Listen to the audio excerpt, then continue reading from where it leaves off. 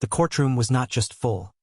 It was overflowing, a standing room only congregation gathered for one final, damning sermon.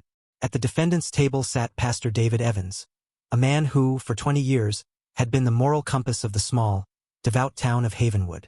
He had baptized their children, eulogized their parents, and his voice, rich and resonant with the promise of salvation, had been the soundtrack to their spiritual lives. But today, his hands, once raised in prayer, were shackled to his waist, and his face, once a portrait of beatific calm, was a mask of cold, unreadable stone. Judge Eleanor Vance, a woman known for her sharp intellect and an almost theological reverence for the law, looked down from the bench. Her gaze was not one of anger, but of a profound and icy contempt, the look of a person who has been forced to stare into a place where the holy and the profane have become obscenely intertwined. "For months," she began, her voice cutting through the thick, expectant silence, "this court has listened to testimony about your character. We have heard you described as a shepherd, a guide, a pillar of this community. But the evidence has shown this to be a monstrous lie. You were not a shepherd, you were a wolf. You did not guard the flock, you preyed upon it." The judge leaned forward, her eyes locking onto the pastor's. "You used the sacred language of faith as a tool for manipulation and a cloak for your own profane sins. And when a gentle, faithful, and courageous young woman threatened to expose the rot behind your holy facade, you did not repent.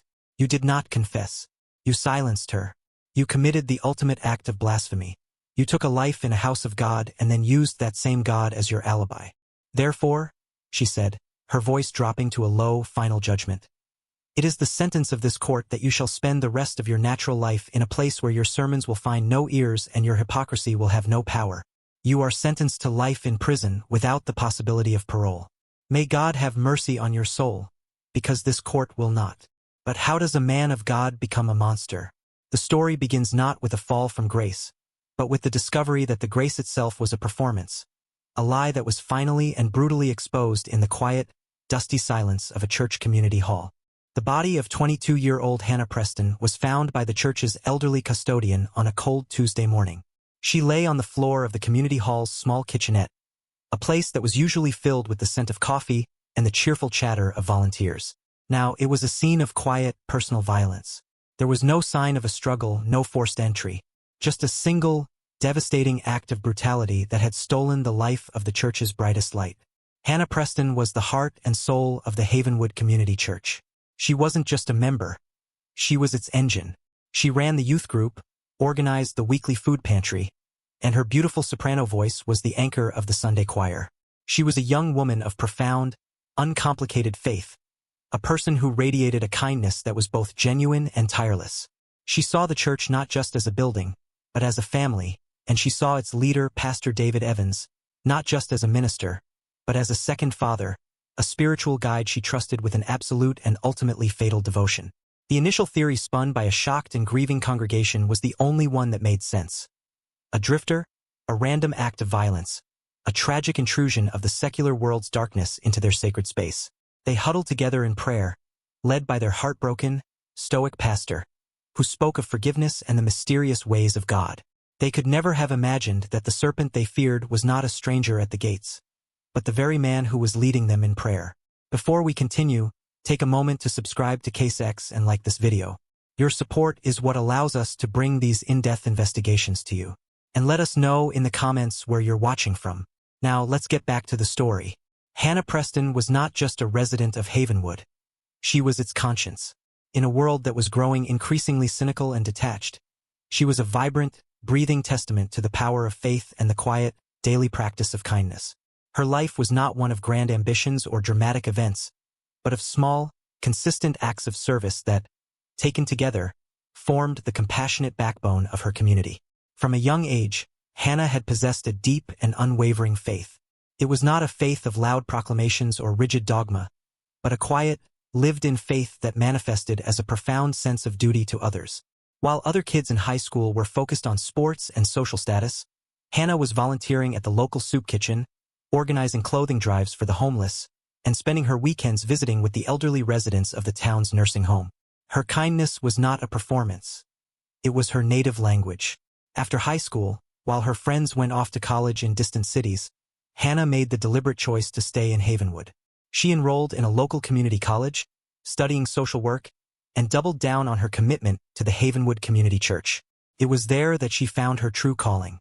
The church, under the charismatic leadership of Pastor David Evans, was the perfect vessel for her boundless energy and compassion. She became the church's unofficial director of everything. She single-handedly revived the struggling youth group, transforming it from a sleepy weekly meeting into a vibrant hub of activity for the town's teenagers. She took over the church's food pantry, expanding its reach and treating every person who came for help not as a charity case, but as a respected neighbor in need. Her soprano voice, pure and clear, was the heart of the Sunday choir, an instrument of such beauty that it was said she could make even the most hardened cynic feel a touch of the divine. But her most important role, in her own eyes, was as Pastor Evans's most trusted and dedicated volunteer. She saw him not just as her minister, but as a mentor, a spiritual father figure.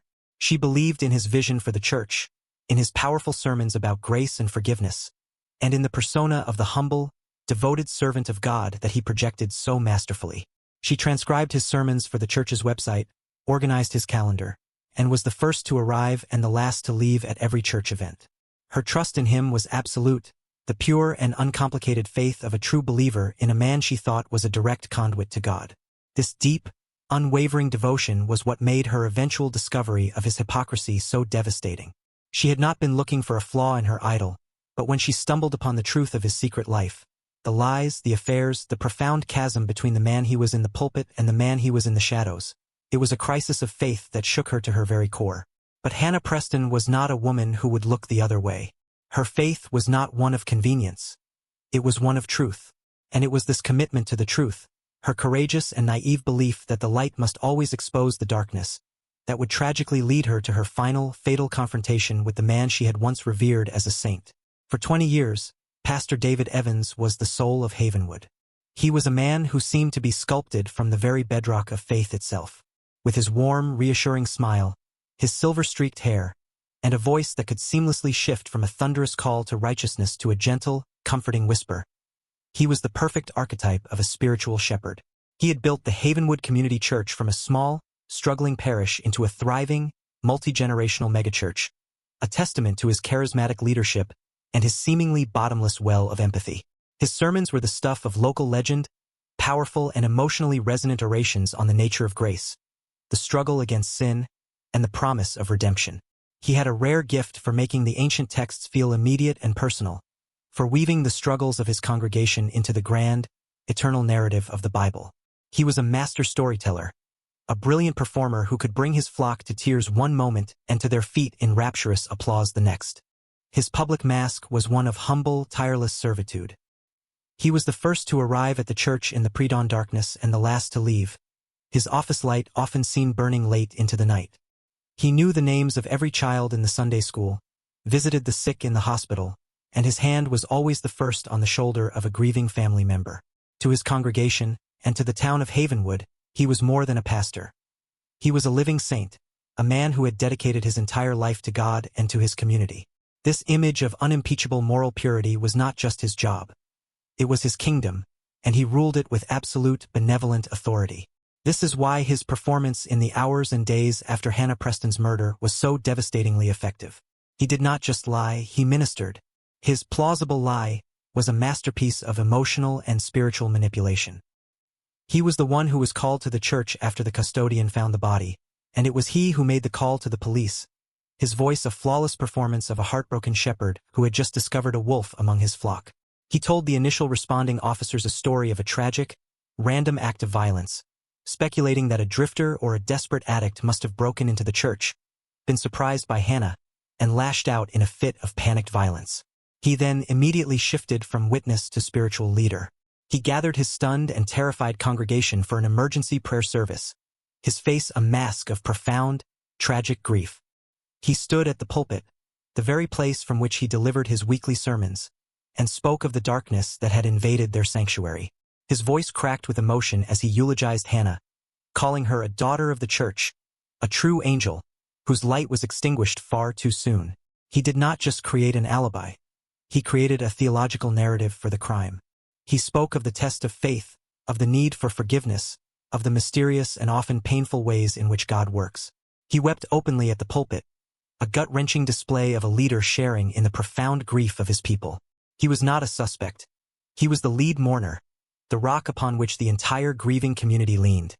He used their faith as his shield, their grief as his alibi, and their trust in him as the ultimate cover for a sin so dark it defied the very God whose name he so eloquently invoked.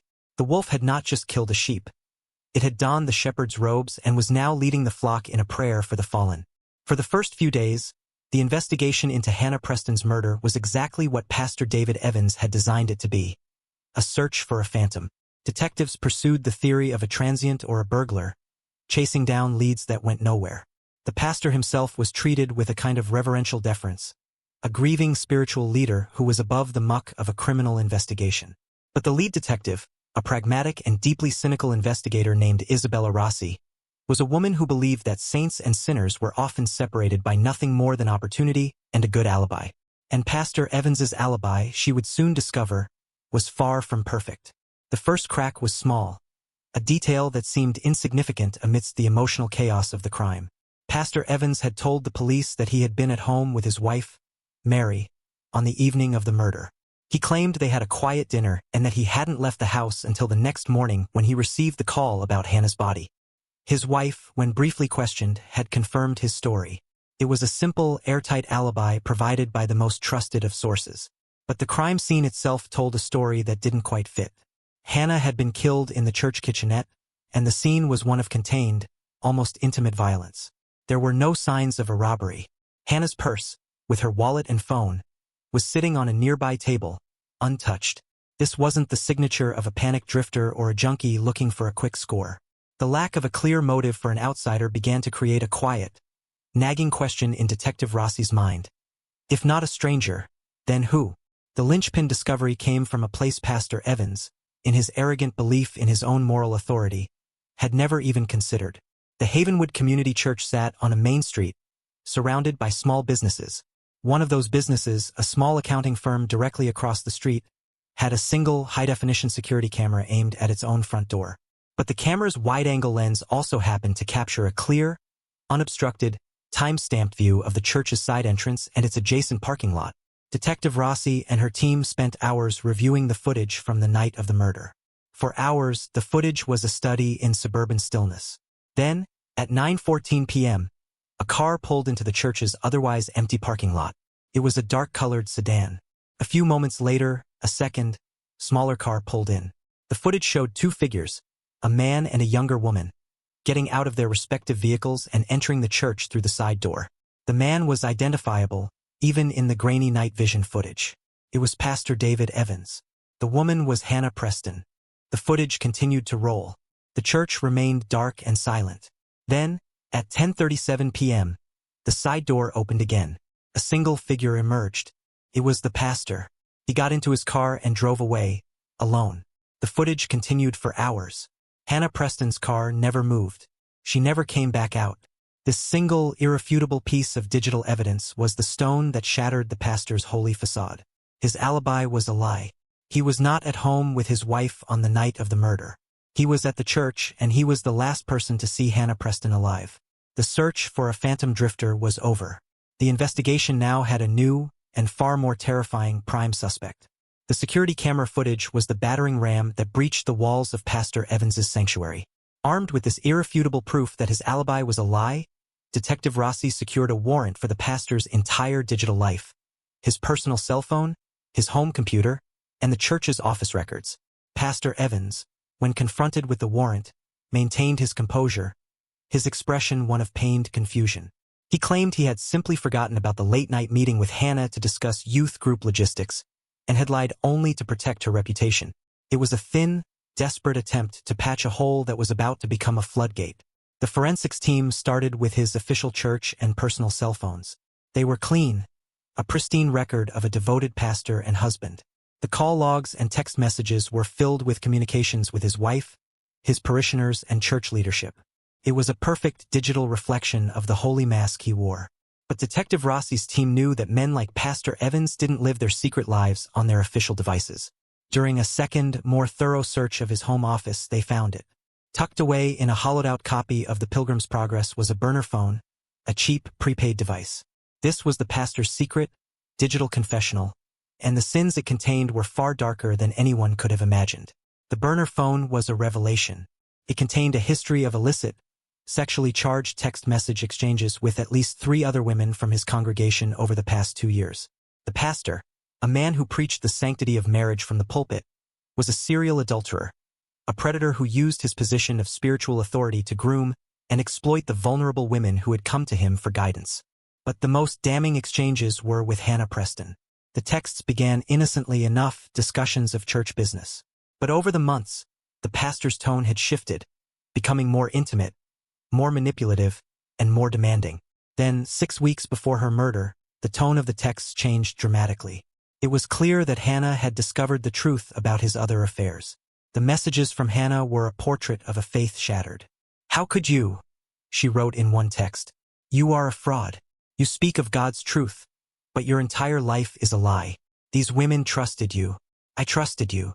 The pastor's responses were a masterclass in narcissistic manipulation. At first, he tried to gaslight her, to frame her discovery as a misunderstanding. When that didn't work, he turned to threats, his language shifting from that of a gentle shepherd to a cold, ruthless tyrant. "You will not ruin me, Hannah," he wrote in a text sent just 1 week before the murder. "This church is my life's work, my family, my legacy.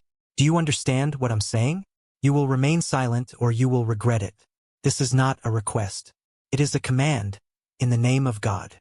The final text, a message Hannah had sent on the morning of the day she was killed, was her death warrant. "I can't live with this lie, Pastor," she wrote. "It's a sin. I have to tell the church elders. I have to tell your wife. It's the only right thing to do. I'm sorry." The burner phone was a digital confession. It laid bare the pastor's secret life, his profound hypocrisy, and the clear, unambiguous motive for the murder. Hannah Preston had not been killed by a random drifter.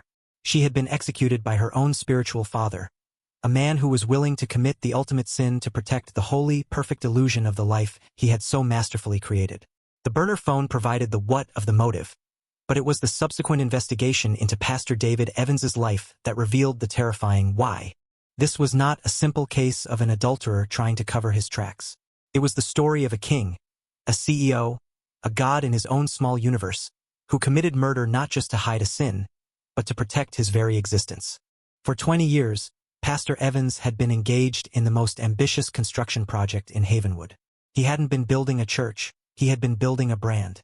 The Havenwood Community Church was a corporate entity, and Pastor Dave was its beloved, charismatic CEO. His product was salvation, his currency was adoration, and his power was absolute. He had built an entire ecosystem around his own manufactured persona of piety and grace. The financial investigation revealed that the church was not just a house of worship.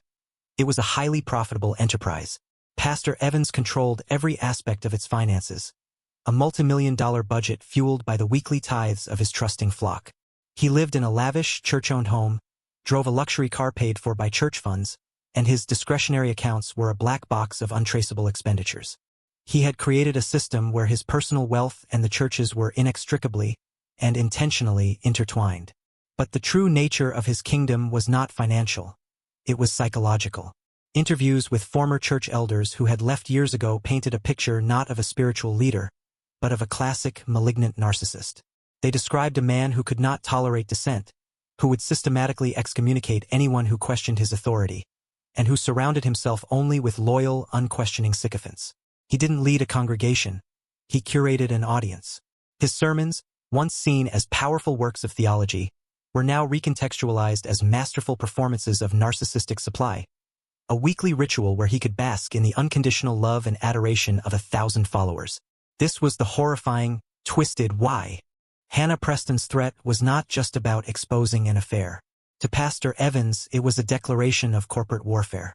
In his mind, she was not a disillusioned girl seeking to right a moral wrong. She was a disgruntled employee, a whistleblower who was threatening to leak sensitive company secrets that would destroy his brand, tank his stock price, and dismantle the entire empire he had spent a lifetime building. The murder of Hannah Preston was, in his profoundly warped worldview, a necessary and logical business decision. It was an act of brand protection. It was a hostile termination of an employee who had threatened to become a competitor. He did not kill a young woman he had mentored. He eliminated a threat to his market share. His sin was not lust or rage. His ultimate, defining sin was pride. A pride so vast, so all-consuming, that he believed he had the right to silence a human voice, to extinguish a human soul, to protect the holy, profitable, and utterly fraudulent brand of Pastor Dave. He was a shepherd who had come to believe that the flock existed not for God, but for him, and he was willing to sacrifice any one of them to protect his own divine right to rule. The trial of Pastor David Evans was the story of a town being forced to confront the monster it had helped create. The Havenwood County Courthouse was a scene of quiet, almost religious solemnity. The gallery was not filled with strangers and true crime tourists. It was packed with the faces of his own congregation, a flock now torn between two impossible truths: the benevolent shepherd they had loved for 20 years, and the cold-blooded killer the state was about to reveal.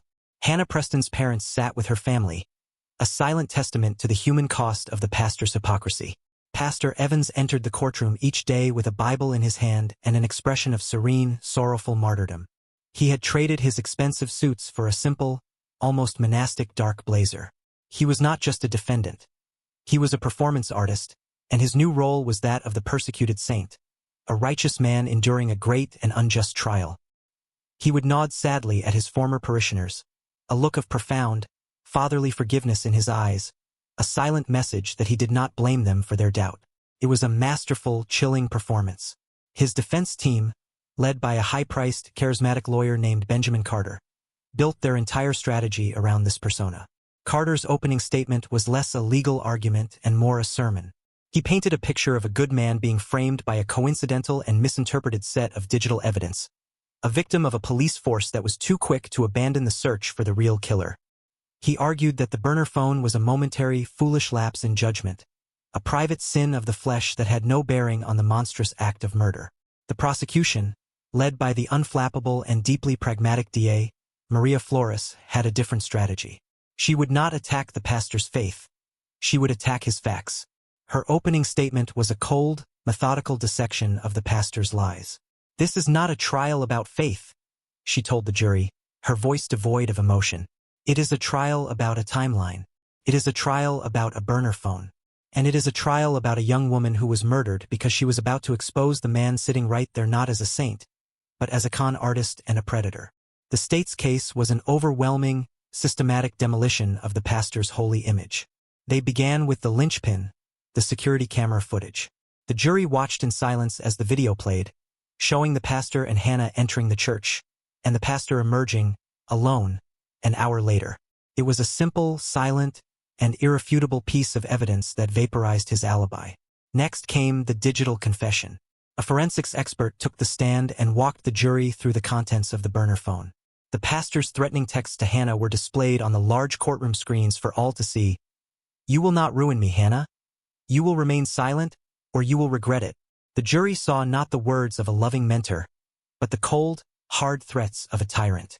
Finally, the prosecution presented the financial evidence, the web of discretionary accounts and church-funded luxuries that proved the pastor's motive was not just about hiding an affair, but about protecting a kingdom. With each piece of evidence, each expert testimony, the cage around Pastor Evans grew tighter. His mask of serene martyrdom never slipped, but a new, cold light was beginning to dawn in the eyes of the jurors who sat in judgment of him. They were beginning to see the profound and terrifying chasm between the man in the pulpit and the man in the dock.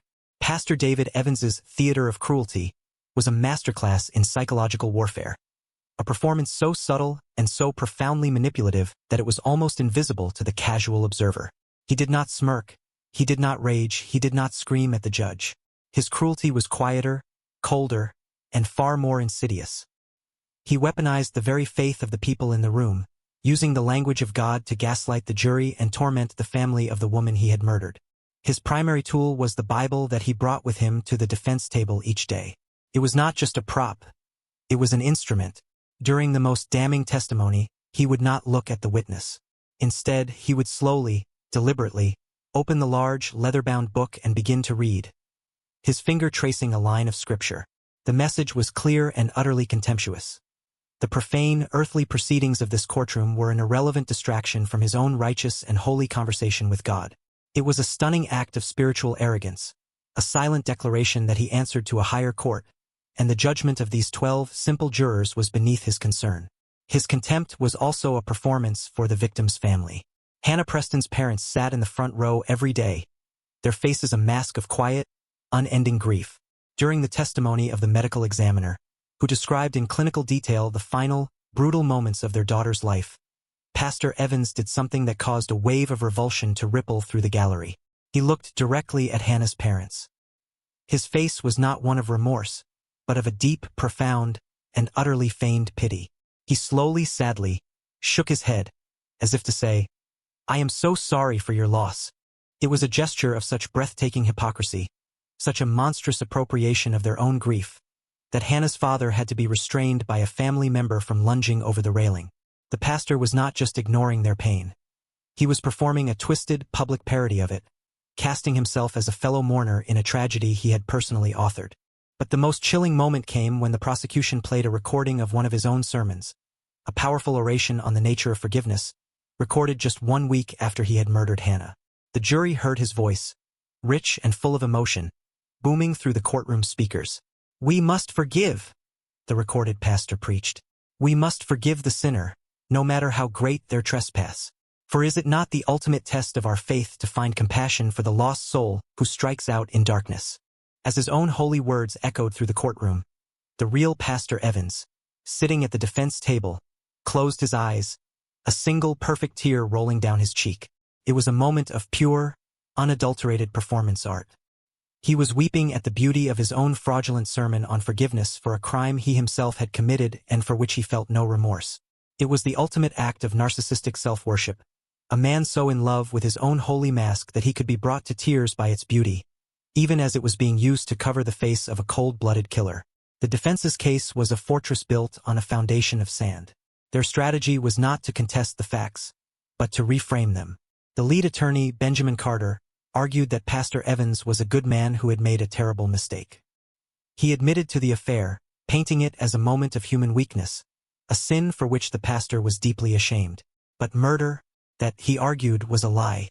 He claimed the threatening texts were not a sign of murderous intent, but the desperate, clumsy words of a man terrified of losing his family and his ministry. His alibi, he claimed, was not a lie, but a panicked, foolish attempt to cover up a simple sin, a mistake he made in a moment of fear that had been tragically misinterpreted by the police. The core of their case was a parade of character witnesses, a procession of devoted parishioners who took the stand to testify to the pastor's decades of kindness, his compassion, his tireless service to the community. They spoke of a man who was incapable of violence, a shepherd who could never harm one of his own flock. For a moment, a sliver of doubt seemed to enter the courtroom. Could this man, so beloved, so respected, truly be the monster the prosecution described? But the prosecution had one final, devastating witness to call, a surprise rebuttal witness whose name, when it was called, sent a shockwave through the courtroom. The state calls Mary Evans to the stand. It was the pastor's wife, a woman who had, until that moment, stood silently by her husband's side, a picture of quiet, dignified support. She walked to the witness stand, a small, fragile-looking woman, her face pale but her eyes burning with a cold, clear light. Pastor Evans stared at her, his mask of serene piety finally cracking, replaced by a look of pure, uncomprehending shock. This was a betrayal he had never, in his profound arrogance, anticipated. In a voice that was quiet but unwavering, Mary Evans systematically dismantled her husband's entire life's work. She was not there to defend him. She was there to bury him. "For 25 years, she began, her voice gaining strength with every word, "I have lived with a ghost, a perfect, holy man who did not exist. I have stood by him, smiled for the cameras, and upheld the illusion of a perfect ministry and a perfect marriage. But it was all a lie." She testified that her husband was not a humble servant of God, but a tyrant, a narcissist who ruled their home with an iron fist of emotional and psychological control. She spoke of his serial infidelities, a string of broken-hearted women from their own congregation that stretched back decades. Then, Prosecutor Maria Flores asked the final, crucial question. "Mrs. Evans, your husband's alibi for the night of the murder was that he was at home with you. Is that true?" Mary Evans looked at her husband for the first time since taking the stand, her gaze not one of hatred, but of a profound and final pity. "No," she said, her voice ringing with the clarity of a truth held back for too long. "It is not true." He was not at home. He told me he was going to a late-night prayer meeting. That was the term he always used when he was meeting with one of his women. I have spent my life covering for his sins, but I will not cover for this. It was a betrayal from the deepest, most sacred part of his own congregation, his own family. With that single, devastating testimony, the pastor's fortress of lies, his carefully constructed persona, his entire holy kingdom, was reduced to a pile of ash. His wife, the silent partner in his grand deception, had just delivered the final, damning sermon. Mary Evans's testimony had been a seismic event, a moral earthquake that had shattered the very foundations of her husband's defense. The jury, which had been presented with a choice between a flawed saint and a cold-blooded killer, now saw only the killer. Their deliberation was swift. After just 90 minutes, a period barely long enough to review the key evidence, they sent word to the judge that they had reached a verdict. Pastor David Evans was led back into the courtroom, his mask of serene martyrdom now gone, replaced by a tight, pale expression of barely controlled fury. The Bible on the table before him lay closed. He stared at his wife, who sat in the front row with a look of quiet, sorrowful resolve, his eyes burning with a cold, hateful fire. He was no longer the shepherd. He was the wolf, finally unmasked. The jury filed in, their faces grim and certain. The foreman, a man who was himself an elder at a different church in a neighboring town, stood to deliver the verdict. He did not look at the pastor as he spoke, his voice a clear and steady pronouncement of judgment. On the charge of murder in the first degree, we the jury find the defendant, David Evans, guilty. A quiet gasp rippled through the gallery, a sound not of surprise, but of a final tragic confirmation. Pastor Evans, the man of 1,000 sermons, the master of words and emotion, showed no reaction at all. He simply stared forward, his face a mask of stone, as if he was already a statue in the ruins of his own fallen kingdom. At his sentencing hearing, the full human cost of the pastor's sins was laid bare. Hannah Preston's parents spoke, their voices choked with a grief that time had not healed. "Our daughter believed in you," her father said, his words directed at the silent man at the defense table. "She believed in the goodness you preached. You took her faith, you took her trust, and then you took her life. You are not a man of God. You are a thief." When the judge asked Pastor Evans if he wished to make a statement, he stood, and for a moment, it seemed he might finally offer a word of apology, a single human expression of remorse. Instead, he delivered a final, chilling sermon, a masterpiece of narcissistic self-pity and spiritual delusion. "I forgive you," he said, his voice regaining its old, familiar cadence, his gaze sweeping over the jury, the judge, and Hannah's family. "I forgive all of you for your part in this tragic misunderstanding. The judgment of man is fleeting and flawed. I put my faith in the final judgment of God, who knows the true contents of my heart." It was a performance of such breathtaking arrogance that Judge Eleanor Vance seemed to visibly recoil on the bench. When he was finished, she let a long, heavy silence fill the room before she spoke, her voice a low, cold fury. "Mr. Evans," she began, dispensing with his pastoral title. "For months, you have sat in this courtroom and wrapped your monstrous actions in the holy cloth of Scripture. You have used the language of God to excuse the work of a devil." She leaned forward, her eyes locking onto his. "You did not just kill Hannah Preston. You killed the faith of this community. You used the sacred trust of your position as a weapon and a shield. You speak of God's judgment, but it is the judgment of this court that you will face today."